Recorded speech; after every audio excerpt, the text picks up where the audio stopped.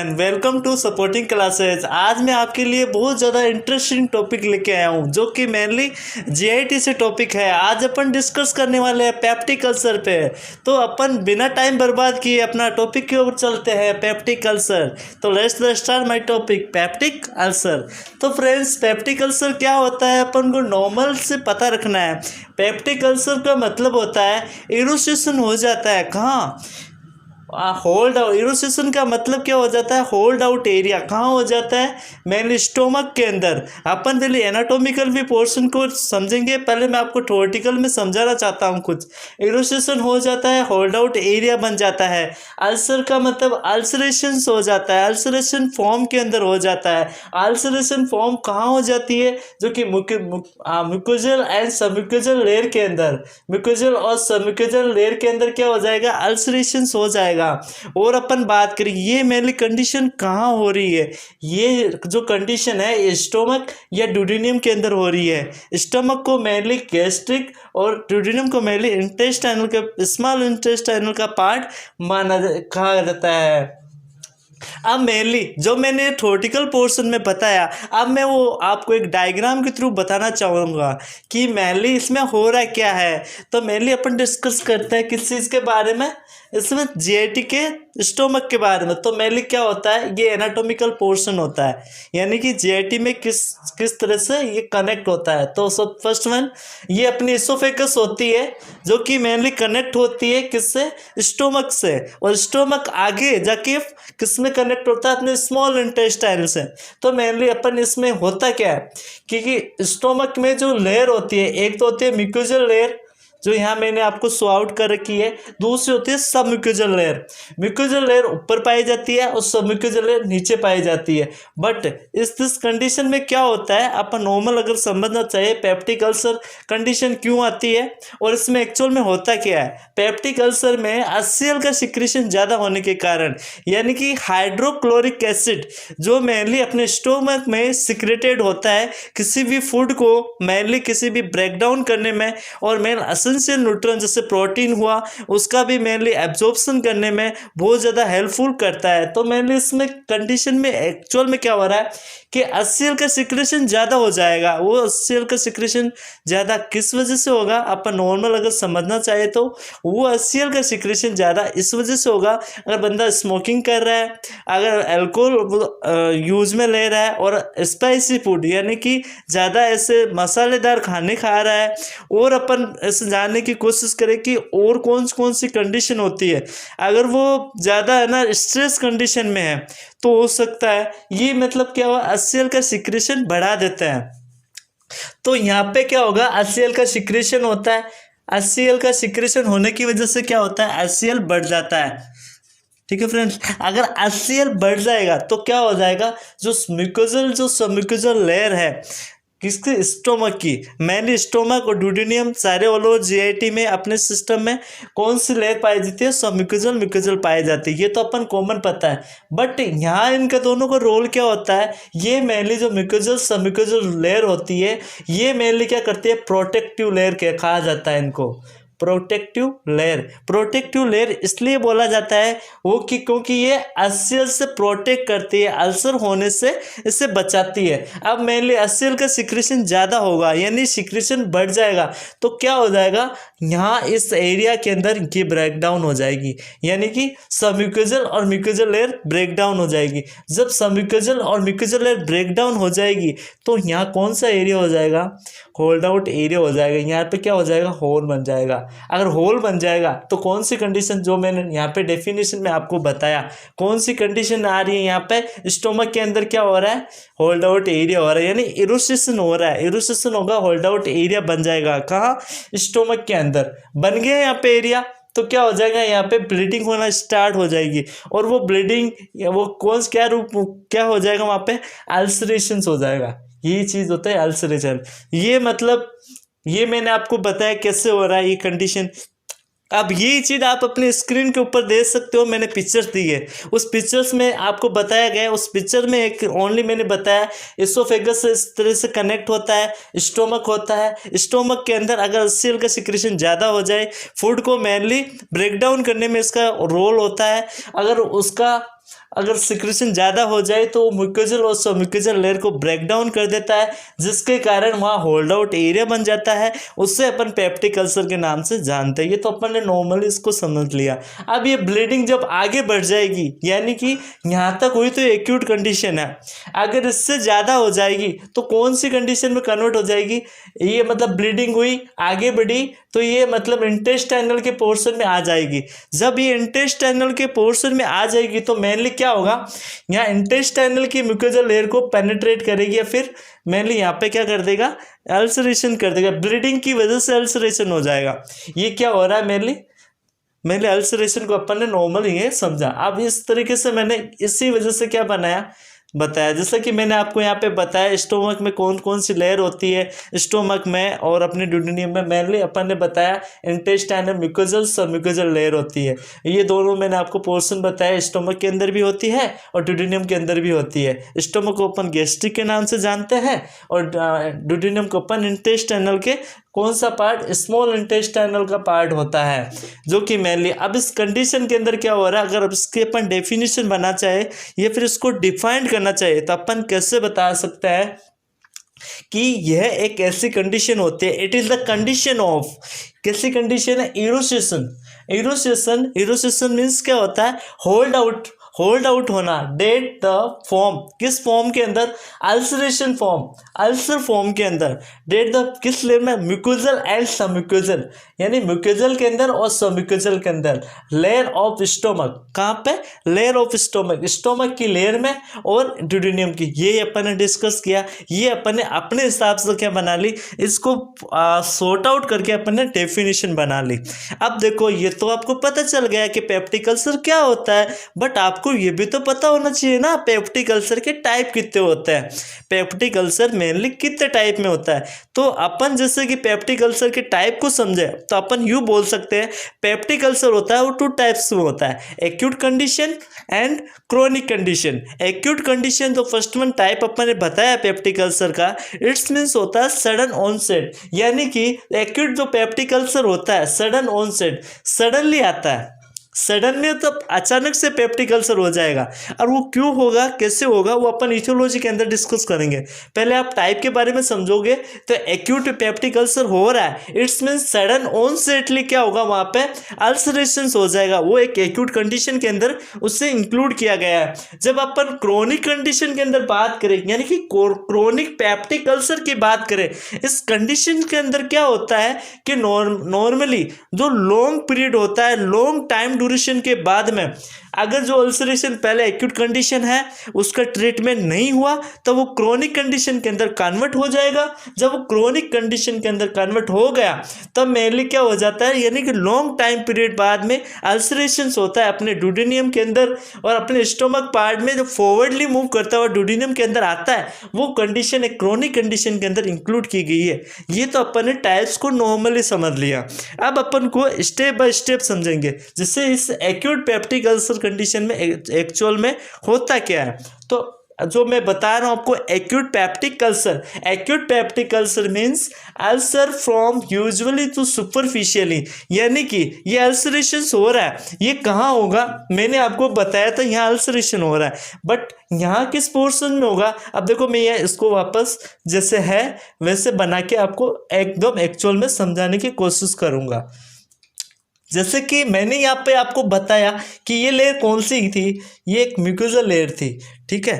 फिर second layer अपन ने यहाँ पे बात की, ये सबम्यूकोजल लेयर आ गई, ठीक है। बट इस दिस कंडीशंस क्या होता है, जब एक्यूट अल्सर होता है तब मेनली सुपरफिशियली लेयर को इंक्लूड किया जाता है। स्टोमक के अंदर जो म्यूकोजल लेयर है ओनली फॉर उनको इन्वॉल्व करेंगे, यानी कि म्यूकोजल लेयर क्या हो जाएगी, यहाँ ब्रेक डाउन होगी। ओनली फॉर म्यूकोजल लेयर ही क्या हो रही है, ब्रेक डाउन हो रही है, जिसकी वजह से अगर ये हील नहीं हुई तो ये किस पे ज़्यादा प्रेशर पटकेगी, किसको ज़्यादा अफेक्ट करेगी, किस लेयर को ज़्यादा डैमेज करेगी, वो लेयर आएगी अपने सबम्यूकोजल, यानी सबम्यूकोजल लेयर को क्या करेगी, ये डैमेज करेगी, ठीक है।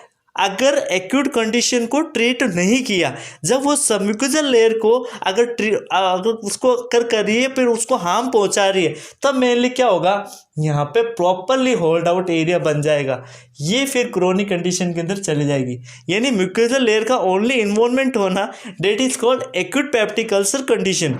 But in this condition what the happening here, that it is not heal the mucosal layer, after that some time after they are affected to submucosal layer. Submucosal layer को क्या करेगी, अफेक्ट करेगी। जब वो affect होगी तब वो क्या करेगी, परफोरेट करेगी, पेनिट्रेट करेगी। किसको, penetrate, become in the chronic condition, वो पेनिट्रेट करेगी या परफोरेट करेगी, जिससे क्या हो जाएगा, वो क्रोनिक कंडीशन को लीड कर जाएगा। ये सडन ऑनसेट होना, ओनली फॉर म्यूकोजल लेयर का इन्वॉल्वमेंट होना, सुपरफिशियली लेयर, सबसे ऊपर वाली लेयर आ रही है सुपरफिशियली, वो एक्यूट कंडीशन के अंदर आ रही है। अब इसका जस्ट अपन आगे लेंगे, यानी डिजीज आगे बढ़ गई है। वो कौन सी कंडीशन हो गई, वो अपनी क्रोनिक कंडीशन हो गई।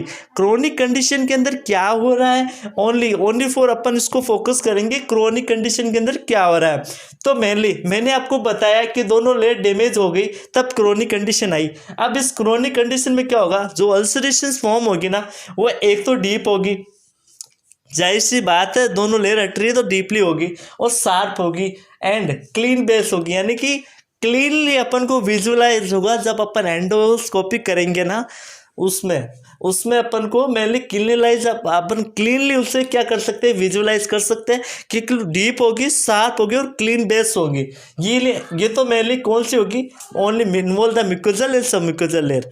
वही बात आ गई, म्यूकोजल और submucosal layer. If ulcer penetrate, अगर वापस क्रोनिक कंडीशंस के अंदर भी बढ़ गया तब क्या होगा, if the ulcer penetrate the stomach, involve the adjustment such as organ of pancreas, we can say that. इस कंडीशंस के अंदर क्या हो रहा है, क्रोनिक कंडीशन है, म्यूकोजल सबम्यूकोजल हो गया, फिर वो क्या करेगी, ऑर्गन को परफोरेट करने स्टार्ट कर देगी। यहाँ मेनली हो गया, आप यूँ समझोगे यहाँ इसको हो गया तो मेनली क्या करेंगे, यहाँ पे अपना क्या होता है, पैनक्रियाज होता है। जैसे कि आपको नॉर्मली यहाँ पे पता है, मैं एक नॉर्मल स्टिक से यहाँ पे बताने की कोशिश करूँगा।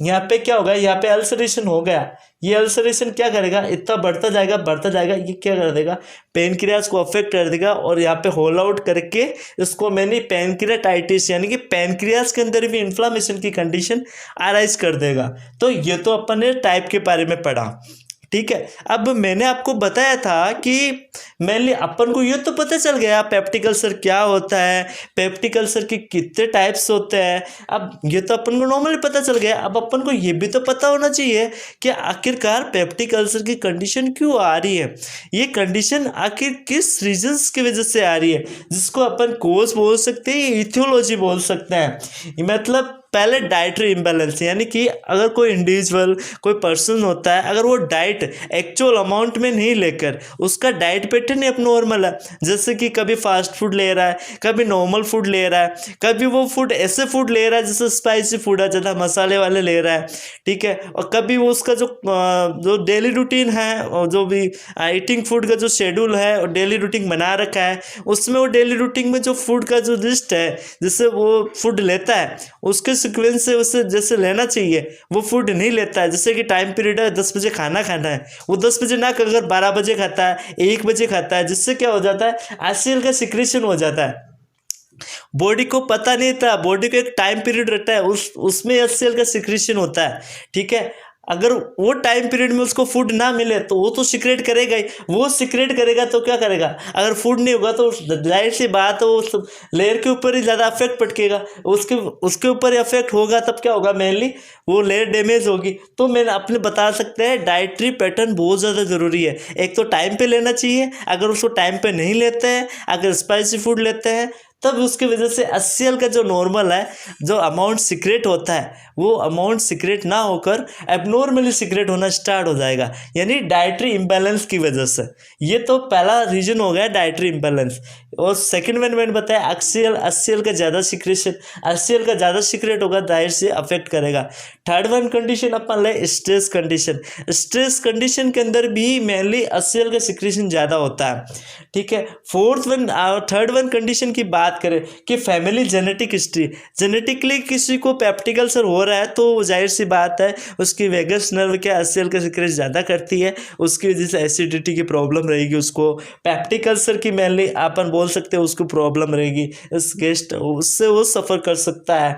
और एक्सेस यूज ऑफ कैफरीन, कैफरीन का मतलब वो कॉफ़ी ज़्यादा यूज में लेता है, कॉफ़ी एक्सेस यूज में लेता है, उसकी वजह से भी क्या रहता है पेप्टिक अल्सर होने की ज़्यादा वो मतलब चांसेस बढ़ते हैं।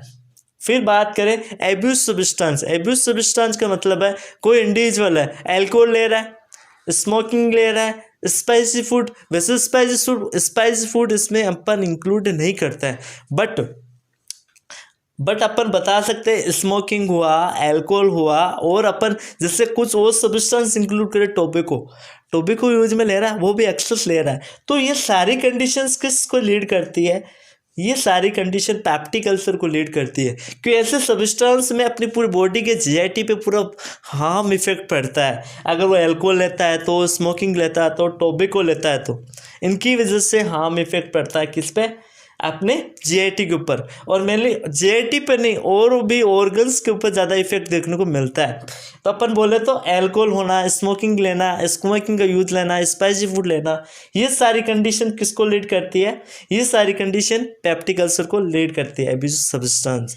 और अगर अपन इसको कंसिडर करें कि और कौन से कॉज हो सकते हैं, जैसे कि इन्फ्लामेटरी कंडीशन आ गई। इन्फ्लामेटरी कंडीशन का मतलब है, ये मतलब इन्फ्लामेशन की कंडीशन कहाँ हो रही है, स्टोमक के अंदर। अगर स्टोमक के अंदर इन्फ्लामेशन हो रखा है, पहले से इन्फ्लामेशन कंडीशन है, तो इट मीन्स क्या है कि वहाँ पे उसको मेनली गैस्ट्राइटिस बोलते हैं। अगर पहले इन्फ्लामेशन की कंडीशन है तो वो क्या करेगी, वो मेनली पेप्टिक अल्सर को कॉज करेगी। सेकेंड वन कंडीशन, इन्फ्लामेशन की वजह से इन्फेक्शन भी कभी कभी रेयरली चांस में हो जाता है, इन्फेक्शन की हो जाता है। इन्फेक्शन में क्या होता है, एस पाइलोरी बैक्टीरिया होता है, एस पाइलोरी बैक्टीरिया होता है, उसके क्या होता है, वो मेनली अनकंट्रोली ग्रोथ करना स्टार्ट कर देता है। उसकी ग्रोथ इतनी बढ़ जाती है कि वो मतलब जो लेयर होती है ना स्टोमक की, जो अपन ने डिस्कस किया था म्यूकोजल सबम्यूकोजल, उस पर हार्म इफेक्ट पहुंचाना स्टार्ट कर देता है। ये मेनली, ये तो मैंने आपको बता दिया, इसके कौन से क्या बता दिया, इथियोलॉजी या कोजेज। ठीक है, अब थर्ड वन अपन टाइप बात करें इसकी पैथोफिजियोलॉजी। आखिर में ये कंडीशन हो गई, पेप्टिक अल्सर अपन ने समझ लिया, इसके टाइप के बारे में अपन ने जान लिया, ठीक है, इथियोलॉजी के बारे में समझ लिया, ठीक है। अब मेनली पैथोफिजियोलॉजी का मतलब है कैसे डिजीज स्प्रेड हो रही है, अपने जो स्टोमक एरिया है वहाँ पे कैसे डिजीज आ रही है। तो अपन यूँ बता सकते हैं due to aetiological factor, due to aetiological factor से, जैसे ले कोई भी कंडीशन ले ली, यानी कि स्ट्रेस कंडीशन ले ली, ये डाइटरी इम्बैलेंस ले लिया, डाइट इम्बैलेंसली डाइट कर रहा है, जैसे में कोई बैलेंस नहीं है उसका, कभी ज़्यादा ले रहा है कभी कम ले रहा है, उसका टाइम फिक्स नहीं है, ठीक है। उसकी वजह से क्या होगा, HCl का सिक्रेशन बढ़ जाएगा, HCl का सिक्रेशन बढ़ जाएगा, तब क्या होगा, मेनली अल्सरेशन फॉर्म, यानी अल्सरेशन फॉर्म हो जाएगी, अल्सर हो जाएंगे, कहाँ हो जाएंगे, गैस्ट्रिक के अंदर और ड्यूडेनियम के अंदर, गैस्ट्रिक और ड्यूडेनियम यानी स्टोमक के अंदर और स्मॉल इंटेस्टाइनल के मेनली जो मतलब ड्यूडेनियल पार्ट है वहाँ पे, इस वाले पोर्शंस में इसलिए मतलब क्या हो जाएंगे, अल्सरेशन हो जाएंगे, कौन सी म्यूकोजल लेयर के अंदर। फिर क्या होगा, इसके कारण जो ब्लड सप्लाई है वो डिक्रीज हो जाएगी, ब्लड सप्लाई डिक्रीज हो रही है, कहाँ किसकी डिक्रीज हो रही है, ब्लड सप्लाई डिक्रीज हो रही है अपने कौन से एरिया की, ब्लड सप्लाई डिक्रीज हो रही है म्यूकोजल वॉल की, यानी म्यूकोजल वॉल की ब्लड सप्लाई डिक्रीज हो जाएगी। अगर वो डिक्रीज हो रही है तो इसका मतलब क्या है, वहाँ ब्लड नहीं मिलेगा, तो उस एरिया को क्या बोलते हैं अपन अपनी भाषा में, उसको अपन इस्कीमिक कंडीशन कहता है, वो इस्कीमिक कंडीशन आ जाएगी। और वो इस्कीमिक कंडीशन किसको लीड कर जाएगी, अल्सरेशन को कर जाएगी। नॉर्मल समझाओ, HCl का सिक्रेशन हुआ, HCl का सिक्रेशन होने की वजह से क्या है, कैसे हुआ, अब डाइट इम्बैलेंस डाइट हुआ, उसकी वजह से HCl का सिक्रेशन हुआ, HCl का सिक्रेशन हुआ, HCl का सिक्रेशन होने, इम्बैलेंस डाइट ली, एक्सेसिव डाइट ले ली उसने, उसकी वजह से HCl का सिक्रेशन, भाई जैसे खाना खाएंगे, जितना खाना खाएंगे HCl को उतना ही सिक्रेट होना पड़ेगा, जाहिर सी बात, ये अपना सिक्रेशन बढ़ाएगा, ठीक है। फिर अगले दिन वो कम खा लिया तो सिक्रेशन तो उतना ही होगा ना, ठीक है, उसका शेड्यूल था ही नहीं। फिर मतलब क्या होगा, यहाँ मेनली इसको मतलब HCl का सिक्रेशन बढ़ा, यहाँ अल्सरेशन फॉर्म हुआ, अल्सरेशन हुआ, यहाँ पे मतलब बढ़ता जाएगा तो क्या होगा, यहीं हो जाएगा। फिर ज़्यादा अब नॉर्मल फूड लेने लग जाएगा या फिर एक्यूट कंडीशन में उसको ट्रीटमेंट नहीं मिला तो वो कंडीशन आगे बढ़ती जाएगी। ये मतलब पायरोसिस रीजन में हो जाएगा, ड्यूडेनियम रीजन में हो जाएगा। यहाँ पे होने की वजह से क्या होगा, यहाँ पे जो ब्लड सप्लाई है ना ये कम हो जाएगी। ब्लड सप्लाई कम हो गई तो मेनली इस क्या कंडीशन आएगी, इस्कीमिक कंडीशन आएगी। इस्कीमिक कंडीशन किसको लीड कर देगी, अल्सरेशन को। ये मेनली मैंने आपको क्या बता दिया, ये पैथोफिजियोलॉजी।